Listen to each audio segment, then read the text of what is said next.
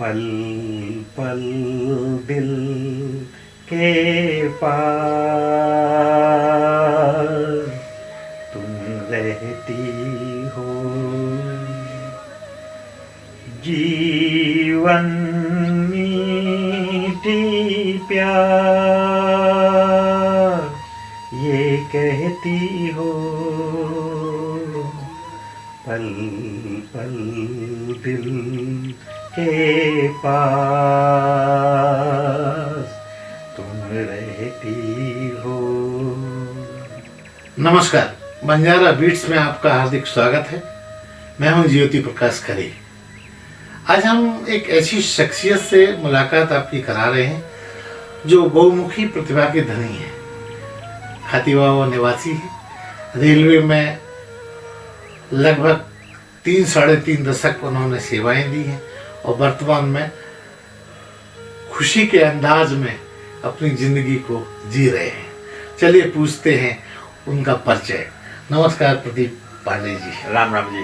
राम राम जी।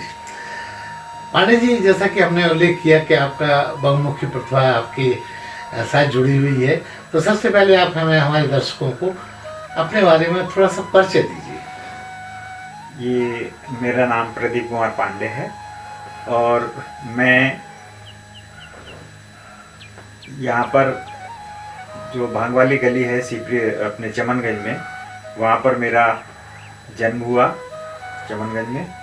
और 1962 अप्रैल 1962 में मेरा जन्म हुआ। इसके बाद मैंने सनातन धर्म कॉलेज से अपने प्राइमरी शिक्षा ग्रहण करी और उसके बाद मैंने सरस्वती इंटर कॉलेज में मेरी इंटरमीडिएट की परीक्षा हुई। उसी में मेरी सर्विस भी लग गई। कहाँ आप जॉब में? मैं भारतीय रेल में लोको पायलट के जो अप्रेंटिस फायरमैन उस समय भर्ती हुई थी, जो असिस्टेंट ड्राइवर कहलाती थी, उसमें मेरी भर्ती हुई थी 85 में। कहाँ हुई थी आपकी पोस्टिंग? मुंबई में मेरी पहली पोस्टिंग हुई थी और मैं तकरीबन 9 महीने मुंबई में रहा। और उसी बीच प्रभु श्री राम जी की कृपा से, क्योंकि मैं उन्हीं का अनन्य भक्त, तो मेरी स्नेही वही हैं, तो उनकी कृपा से मेरा वापस झांसी ट्रांसफ़र हो गया। और लगातार 1985 से लेकर के और 2019 दिसंबर तक मैंने यही काम किया। और 2019 में मैंने स्वैच्छिक सेवानिवृत्ति लेकर के अपना जीवन यापन व्यतीत कर रहा हूँ। पांडे जी, अभी आपने भगवान श्री राम का नाम लिया, तो बातचीत में आपने बताया कि आपका राम जैसे पात्र के साथ बहुत घनिष्ठ संबंध है।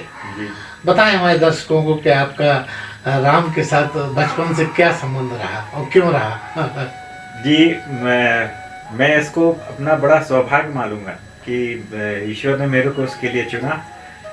मैं यहाँ सीपरी बाजार में रहता था, तो मेरे ही एक दादाजी हैं जिनको महावीर प्रसाद अग्निहोत्री जी के नाम से जाना जाता है, सब पूरे लोग जानते हैं। वो मेरे फूफा जी के पिताजी थे और वो सीपरी बाजार की सबसे पुरानी रामलीला करवाते थे। तो उसी में पारिवारिक क्योंकि माहौल रहता था और उस समय रामलीला एक बहुत ही महत्वपूर्ण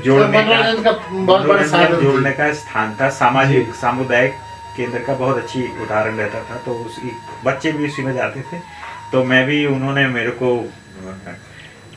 अवसर दिया, तो मैंने प्रभु की सेवा में मैंने 1970 के आसपास मैंने उसमें रामलीला में अभिनय करना शुरू किया। और तकरीबन मैं 1990 तक वो रामलीला करता रहा। इसमें मैंने 15 वर्ष तक प्रभु श्री राम का अभिनय किया है। उससे तो मेरा जीवन ही बदल गया पूरा। इसीलिए मेरा श्री राम से ही अभिनय रहा है। और सीपरी बाजार में श्री रघुनाथ जी 1008 श्री रघुनाथ जी का मंदिर है, उसमें ही मेरा जीवन व्यतीत हुआ। मेरा बालपन, मेरा छात्र जीवन, यहाँ तक कि मेरा जो भी सर्विस में भी यहाँ भी रहा, तो आज तक भी मैं हूँ। और मैं प्रभु की राम की कृपा से आज यहाँ हूँ। पांडे जी, जैसा कि आपने बताया कि राम जी के साथ आपका बड़ा अंतरंग रिलेशन है, तो ये वर्तमान में आज भी आप उसी फील्ड के साथ जुड़े हुए हैं मंदिर से? और बिल्कुल, यूँ समझिए कि जब से सवेरे से लेकर और जब तक मैं सोता नहीं हूँ, बल्कि सोने के बाद भी प्रयत्न यही रहता है कि उनसे ही किसी न किसी प्रसंग से मैं जुड़ा रहता हूँ। मनन उन्हीं का चलता है और जीवन की व्यस्तता तो रहती है, लेकिन जब भी समय मिलता है तो मैं वहाँ जरूर जाता हूँ, अपना जो पुराना स्थान है रघुनाथ जी के मंदिर में। आनंद जी, बातचीत में आपने बताया था आप बहुत सारे सोशल विंग से जुड़े हुए हैं। हमारे दर्शकों को आप क्रमवार पायदान के हिसाब से बताइए। बचपन में तो मैंने भारत स्काउट एवं गाइड की सेवा ली और उससे जुड़ना मेरे को बहुत ही लाभ मिला उससे। व्यक्तित्व को लाभ मिलता है। आज भी मेरी जीवन शैली में वो रचा बसा है। मेरे जीवन की बौद्धिकता, मेरे जीवन का स्वभाव, लोगों में आचरण जो है, ये सारा प्रभाव मेरा स्काउटिंग का ही है और उससे भी आज मैं प्रभावित हूँ। इसके बाद 2019 में जब मैंने स्वैच्छिक सेवानिवृत्ति ली तो मैंने कहीं ना कहीं महसूस किया कि कुछ सामाजिक दायित्व भी निभाना चाहिए। ईश्वर की कृपा से समाज ने, मेरे परिवार ने मेरे को अपने काम करने की, जिम्मेदारी करने के लिए भरपूर अवसर दिए। मैंने भरपूर जिया, तो मेरे को लगा कि मेरे को समाज के लिए करना चाहिए। तो मैं यहाँ पर एक हमारे कमिश्नर जी थे, अजय शंकर पांडे जी थे, उन्होंने 7 समितियाँ बनाई थी, जिसमें से मैं 2 समिति में था। एक पर्यटन की समिति थी और एक व्यंजन, बुंदेली व्यंजन की समिति में मैं सदस्य था और बाकी की 5 समिति में मैं सहयोगी के रूप में सम्मिलित था स्वेच्छा से।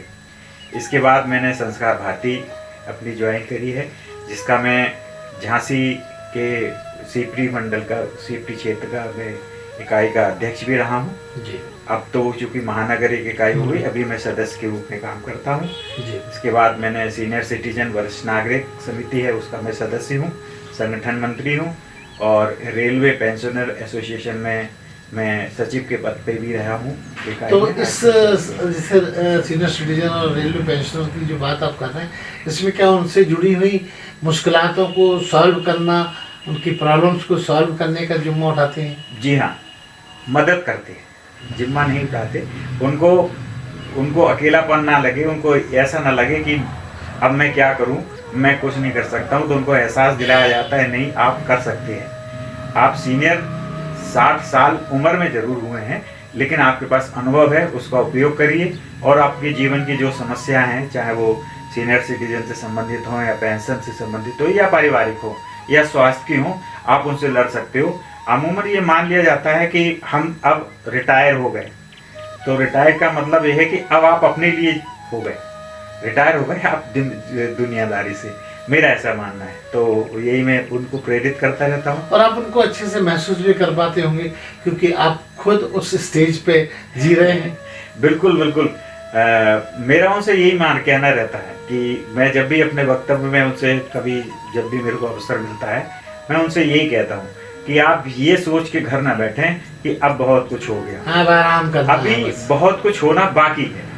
अभी आप एक नई शुरुआत है। अभी आपकी जिंदगी का एक अध्याय, एक भाग आपने जितनी जिम्मेवारी से किया, अब जो ईश्वर ने आपके लिए जो छोड़ के रखा है, उसको आप अपनी जिम्मेवारी से, उतनी जिम्मेवारी से करें और जीवन जिए, आनंद से जिए। यही सब मैं प्रेरणा देता रहता हूँ। इसके अलावा मैं मानव अधिकार समिति नई दिल्ली का भी सदस्य हूँ। उसमें क्या आपका रोल रहता है? मैं उसका जिला संगठन मंत्री हूँ। यहाँ पर लोगों को उसके बारे में, मानव अधिकार, मैं एक लाइन बताऊंगा। मानव अधिकार जब व्यक्ति गर्भ में आता भी नहीं है तब से शुरू होते हैं और जब तक उसकी आंखें बंद होती है उसके बाद भी मानव अधिकार एक ऐसा अधिकार है जो आपको स्वतः मिलता है। आपको पृथ्वी पे जन्म लेने से पहले मिलता है और पृथ्वी पे जन्म लेने के बाद तक भी मिलता है। तो और उसके बारे में हम लोग नहीं जानते, जबकि उसका उपयोग हम हर रोज हर घंटे करते हैं। लेकिन चूंकि लोगों में जागरूकता नहीं है, कुछ नहीं है, इसलिए हम लोग परेशान भी होते हैं। तो और उसको सबसे ज्यादा इस समय अगर अपराध की दृष्टि में देखा जाए तो मानव अधिकार उल्लंघन इस समय विश्व में नंबर 1 पे है। ना ही आपका कोई हत्या के केस है, ना रेप केस है। सबसे पहला इस समय है मानव अधिकार का उल्लंघन। आपके जो मूलभूत अधिकार हैं, जो आपको जीवन जीने के लिए अधिकार हैं, वो ही अच्छी तरह नहीं दिए जाते। तो उनके लिए ऐसी बात नहीं, हमारे सरकार में, हमारे न्यायालय में बहुत अच्छे नियम हैं, संविधान में हैं, और हम सब उनका पालन करके करवाते हैं। ये इन्हीं के बारे में जागरूकता है। इसके अलावा एक कला अर्पण संस्था है, जो कि मेरा ऐसा मानना है कि कोई भी देश, कोई भी राष्ट्र अपनी संस्कृति से जीता है। कोई भी सभ्यता अपनी संस्कृति से ही समृद्ध होती है, और संस्कृति समृद्ध होने के लिए उसके जो संस्कृति के अंग हैं, जैसे लोक हुआ, विधा हुआ, गायन हुआ, साहित्य हुआ, इन सब विधाओं को भी उस एक आवश्यक है, और इनको भी जानना, इनके ऊपर काम करना, ये भी इनको शोध करना चाहिए, जिससे कि जब ये मजबूत होंगे तो हमारा समाज, और समाज होगा तो राष्ट्र, और राष्ट्र होगा तो हमारा विश्व समृद्धशाली और अच्छा होगा। तो इसी सब सोच के साथ जो कला अर्पण संस्था है, वो जो हम लोगों ने बिल्कुल देहात के, गांव के क्षेत्र से, ग्रामीण क्षेत्र से शुरुआत की है। ग्रामीण क्षेत्र से ब्लॉक स्तर पे, फिर जिले स्तर पे, फिर मंडल, ऐसे स्तर पे लोगों को, जो कला साधक हैं हमारे, जो जिनके कलाएं हैं, जो किसी कारण से आज कला साधक, कई ऐसी कलाएं हैं कि जो वो बेचारे या तो मजदूरी कर रहे हैं, या खेतों में मजदूरी करते हैं, या कुछ कर नहीं पा रहे, साधन विहीन हो जा रहे, क्योंकि उन कलाओं का अब उपयोग नहीं हो रहा। आदमी, व्यक्ति उनको महत्व नहीं दे रहा, जिसके कारण से उनको जीवन यापन में कठिनाई आ रही। उन सब को उठाने के लिए, उन सबकी कलाओं को जीवित रखने का प्रयास कला अर्पण के माध्यम से हो रहा है। हम उनको मंच देते हैं, उनको सहायता करते हैं, लोगों के बीच में लाते हैं, और उनकी कलाओं को, शायद कुछ ऐसे लोग कलाविद रहते हैं जिनके पास में उनकी कला उनके साथ में चली जाए, ऐसा ना हो, इसके लिए संरक्षण करने का दायित्व उठाते हैं, प्रयास करते हैं कि हो, और उसको आगे की पीढ़ी को हम देख पाए।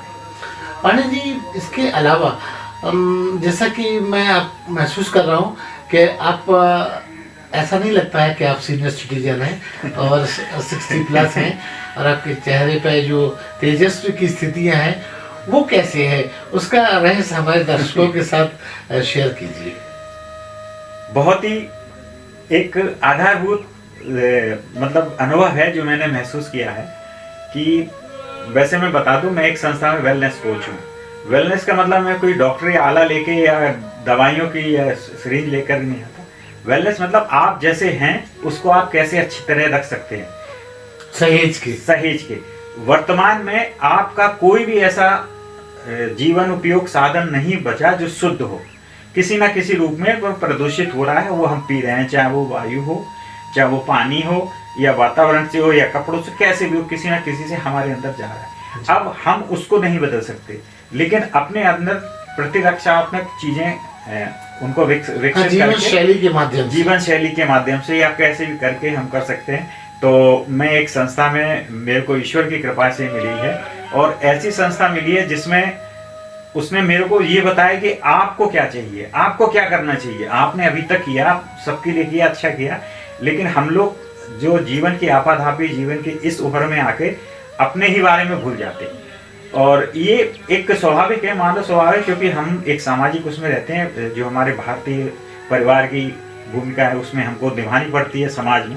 इस कारण से कहीं ना कहीं हम रह जाते हैं। तो अब मैं अपनी सारी अंदर की जो भी इच्छाएं वो कर रहा हूँ, और इसमें मेरे को आकर के सबसे अच्छी महत्वपूर्ण बात ये लगी कि मैं सोचता था कि मैं स्वस्थ हूँ, मेरे को कोई बीमारी नहीं है, लेकिन आपको विश्वास नहीं होगा, मेरे अंदर 28 तरह के हेल्थ चैलेंजेस थे जो मैंने अपने जीवन शैली में अपना लिए थे, पर मैं बीमार था, मन नहीं पता था। तो इस कम्युनिटी में आकर के मेरे को नॉलेज मिली, उस पर ज्ञान मिला, उससे मैंने अपने आप को अपग्रेड किया, और मैं आपके सामने हूँ। अब मैं खुल के जीता हूँ, और मैंने इसी के अंतर्गत अपनी एक स्नातक परीक्षा मैं अभी दे रहा हूँ। हाँ, आपने बातचीत में बताया कि आप पढ़ने की ललक आपको इस समय बढ़ी, और आप BA फाइनल ईयर का एग्जाम देके। हाँ, अब मेरा जुलाई में मेरा BA फाइनल कंप्लीट हो जाएगा। मैं गाता भी हूँ, जबकि मैं कोई गायक नहीं हूँ। हाँ। लेकिन मैं गाने का शौक है मेरे को, लोगों को सुनने का, साहित्य को देखने का। लोग जैसे कवि होते हैं, लेखक होते हैं, उनकी बातें सुनने का बहुत आनंद आता है, और मैं लोगों से बातचीत करने में मेरे को अच्छा लगता है। ये मेरा शौक है। और मैं चाहूँगा आपकी बात रोकते हुए कि हमारे दर्शकों को आप, क्योंकि आपने कहा कि आप गाना भी गाते हैं, तो एक किसी गाने की जो आपका लोकप्रिय हो उसकी कुछ पंक्तियां गुनगुनाइए। अब ये जो भी आपकी इच्छा हो। ये क्षण ऐसा होता है कि सब कुछ आते हुए आदमी एकदम से स्विच ऑफ हो जाता है। कोई नहीं, आपका जो फेवरेट हो, जो आपको याद हो, उसके एक अंतरा बस। तो मैं आजकल का एक भजन ही की लाइन ही गा देता हूँ। हाँ और मैं समझता हूँ मैं उससे ज्यादा उसी से प्रेरित होकर सब कुछ कर रहा हूँ। जी। ये चमक, ये दमक, फुलवन महक, सब कुछ सरकार तुम्हीं से है। आगे कोई फिल्मी गाने की अगर धुन हाँ। भी आपको याद आती हो तो करिएगा हमारे दर्शकों के साथ शेयर।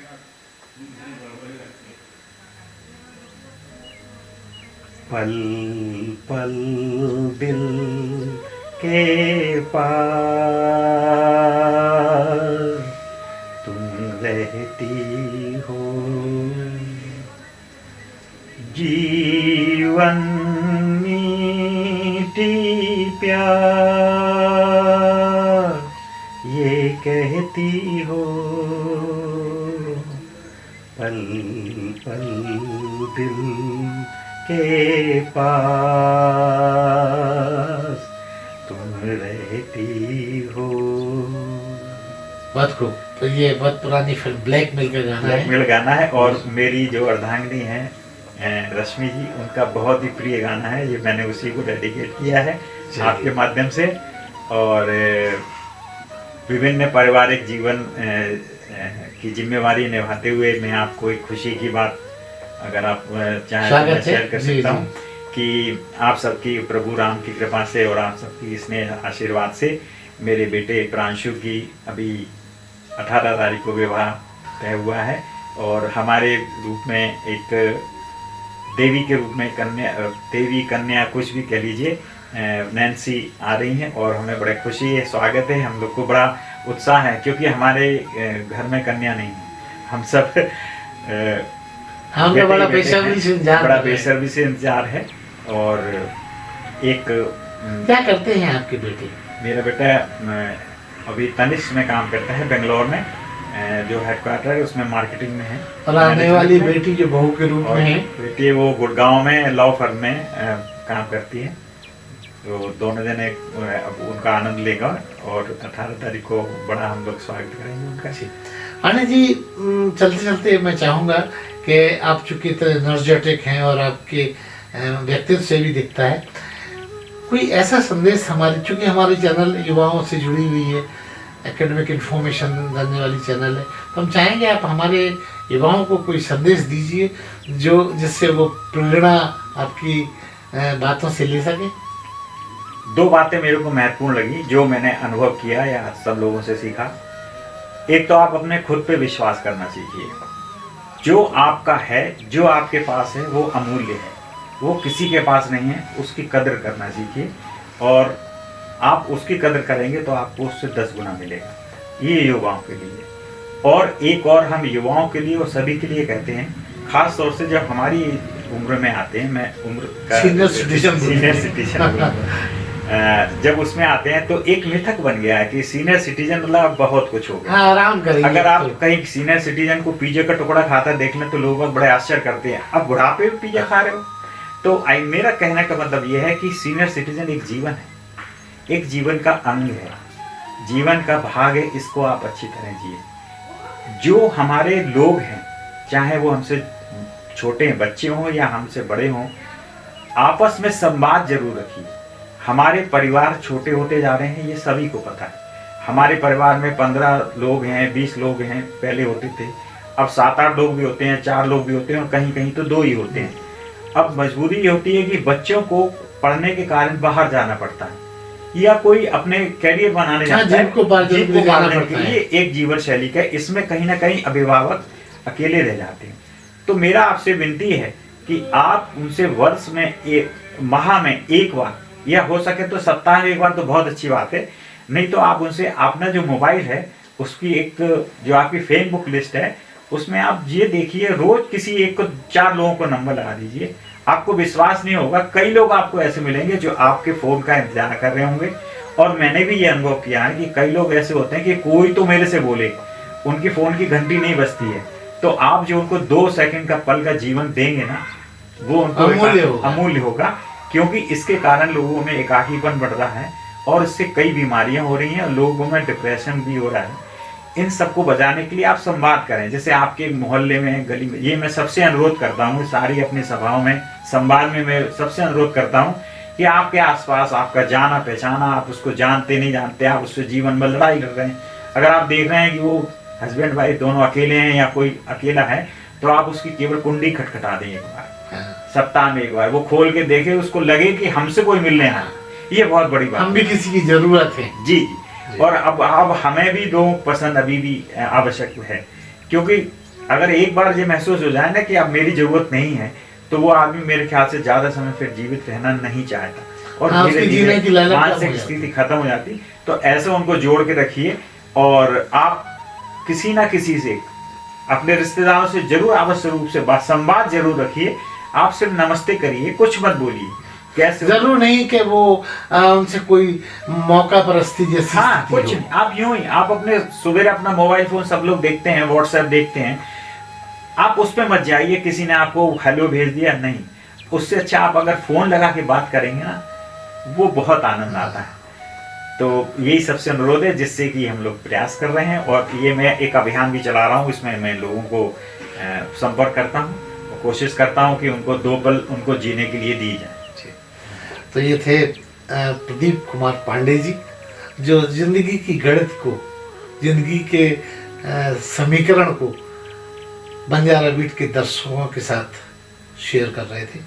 बंजारा बीट से बात करने के लिए पांडे जी बहुत बहुत धन्यवाद। राम राम, धन्यवाद, नमस्कार।